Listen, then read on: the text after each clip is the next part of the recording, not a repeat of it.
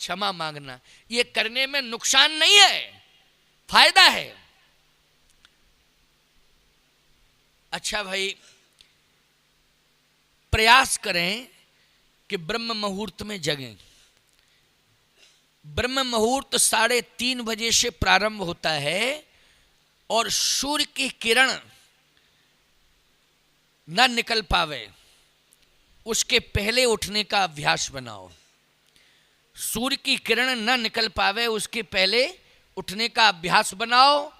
हाँ, विशेष परिस्थिति में आप रात्रि में कोई विशेष परिस्थिति आ गई, विलंब से सोए तो आप विलंब से जग रहे हैं, लेकिन ये नियम नहीं है। इसको नियम मत बनाना, क्योंकि अपवाद है। ये अपवाद है कि हम विलंब से सोए इसलिए विलंब से जग रहे हैं। लेकिन हम यही संकल्प ले लें, नियम बना लें कि विलंबई से सोएंगे और विलंबई से जगेंगे। नहीं नहीं नहीं, नियम नियम होता है, अपवाद अपवाद होता है। अपवाद नियम नहीं होता है और नियम अपवाद नहीं होता है। आज आश्चर्य होता है मुझे, अगर कोई 4 बजे जग जाए तो मोहल्ले के लोग कहते कोई बात है, जरूर कोई। अरे भैया, बात क्या है? 4 बजे जगने का, 5 बजे जगने का नियम है। बोलो भाई, क्या बात है? फालतू की सोच, कोई बात है। अच्छा, और आप 9 बजे अगर सो के उठ रहे हैं, यार जिंदगी तो इसी की मस्त है, ना चिंता ना फिक्र। देखो क्या गजब की जिंदगी बारे भगवान, इसके भाग्य को कितनी सराहना करें इसके भाग्य की। बोलो, दुर्भाग्य को भाग्य बता रहा है और भाग्य को दुर्भाग्य और दुर्भाग्य को भाग्य, ये विडंबना है। इसलिए मैं कहता हूं, आज जिंदगी के उत्तर यदि उत्तरकांड से तुम लेना चाहते हो तो हम ये बताना चाहते हैं कि विषम और विशेष परिस्थिति में आप विलंब से सोएं और विलंब से जगें, लेकिन नियम ना बनाएं कि हम विलंब से ही सोएंगे और विलंब से ही जगेंगे। आपको ब्रह्म मुहूर्त में कोशिश करनी चाहिए, 5 बजे तक जग जाओ, 5:30 बजे तक जग जाओ, है। लेकिन सूर्य भगवान जगाते हैं और उसमें भी अब आदमी ने पर्दे डाल दिए कि जरा सा भी वो हुआ तो पर्दा, कि डिस्टर्ब मत करो, डिस्टर्ब मत करो। पर्दा डालने का मतलब क्या है? बोलो भाई, हमको डिस्टर्ब मत करो। अरे राम राम राम राम, कितनी हल्की सोच और कितनी विडंबनास्पद सोच है मानव की। बोलो भाई, आचार्य श्री राम शर्मा का एक बहुत बढ़िया कोटेशन है, बहुत बढ़िया बात उन्होंने कही। उनके कोटेशन बहुत अच्छे हैं। उन्होंने कहा, अपना अपना करो सुधार तभी मिटेगा भ्रष्टाचार, हम बदलेंगे युग बदलेगा, हम सुधरेंगे युग सुधरेगा। बहुत बढ़िया बात उन्होंने कही है। तो मैं कहना ये चाहता हूँ कि दिनचर्या और रात्रिचर्या ये दोनों आपकी संयमित हो जाएं। किसी ने कहा कि ब्रह्म मुहूर्त में उठने से लाभ क्या है, तो डॉक्टर कहता है, वैद्य कहता है कि स्वास्थ्य लाभ। वैद्य क्या कहता है? स्वास्थ्य लाभ, निरोगी काया।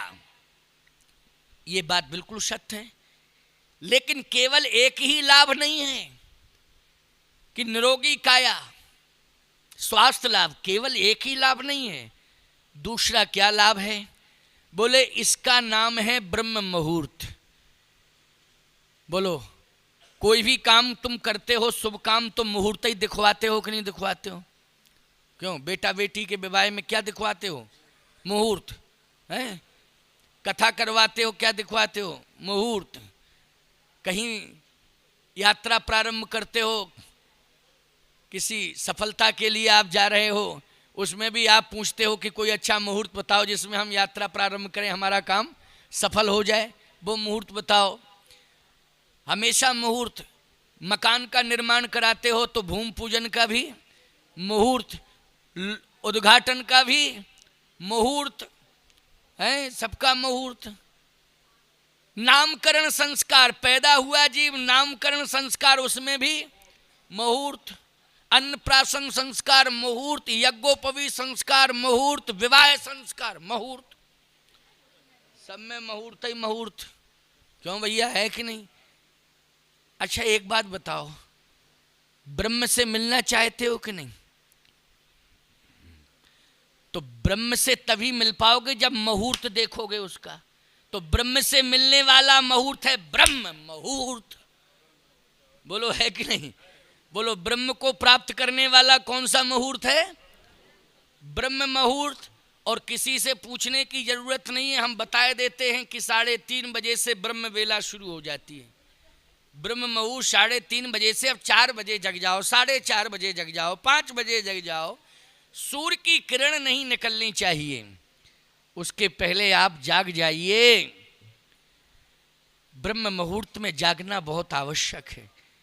ब्रह्म से अगर कोई मिलना चाहता है तो उसे ब्रह्म मुहूर्त में जागना पड़ेगा। बड़े बड़े संत महात्माओं को ब्रह्मानुभूति कब हुई है? क्योंकि ब्रह्म मुहूर्त में जागते थे। अभी आप चित्रकूट जाएं तो वहाँ महात्मा बहुत रहते हैं। यहाँ रामेश्वरम में तो हमको पुजारी पंडित ज़्यादा दिखाई दिए, साधु संत तो कम दिखाई दिए, हमने जहाँ तक निरीक्षण किया है। क्योंकि हम तो सुबह प्रातः निकल जाते हैं, 4 किलोमीटर जाना, 3.5 जाना, 3.5 आना, 7 किलोमीटर लगभग मॉर्निंग वॉक करता हूँ मैं। तो सुबह निकलता हूँ तो ना जाते महात्मा दिखाई देता ना आते मिलता हमको, और हम ही जाते दिखाई देते, हम ही आते।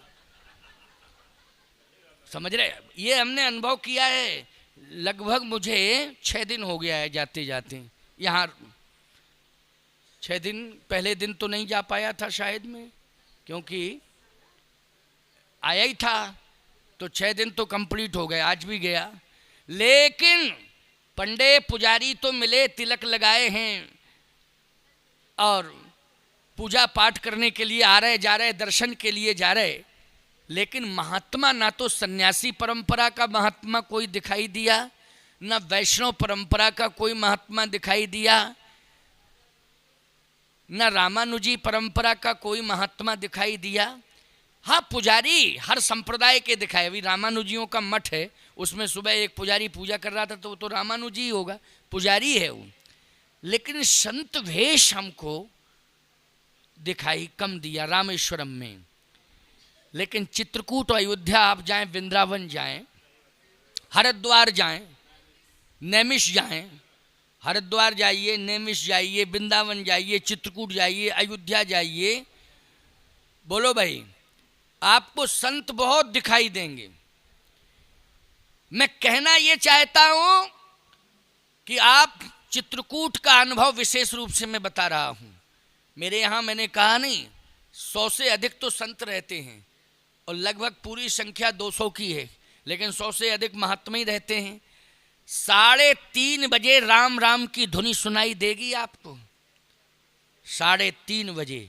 और कमंडल की छनकार खनकार और वो सब स्नान, सारी बातें, मंदाकिनी चले जा रहे, कोई संत आ रहे हैं, परिक्रमा कर रहे हैं, ये सब आपको दिखाई देगा वहाँ। चित्रकूट का अनुभव बता रहा हूँ मैं आपको। क्यों?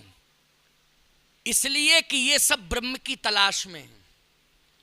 किसकी तलाश में है? धाम में रह रहे हैं, ब्रह्म की, मानी भगवान की तलाश में है। तो भगवान की तलाश है तो पहले जिस मुहूर्त में भगवान मिलता है उसको तो स्वीकार करें, तो वो है ब्रह्म मुहूर्त। एक और आपको उदाहरण दे दें। पहले लैंडलाइन की व्यवस्था थी, अब तो मोबाइल के ज़माने में लैंडलाइन तो खत्म ही, कभी कभी किसी किसी के यहाँ होंगे, लेकिन कम। पहले तो लैंडलाइन भी कम, किसी 2-4 घरों में, पूरे शहर में का बहुत कम जगह पीसीओ खुल गए, जाने क्या क्या सिस्टम था। एक बार हमारे पास एक फ़ोन आया और वो लैंडलाइन सिस्टम था।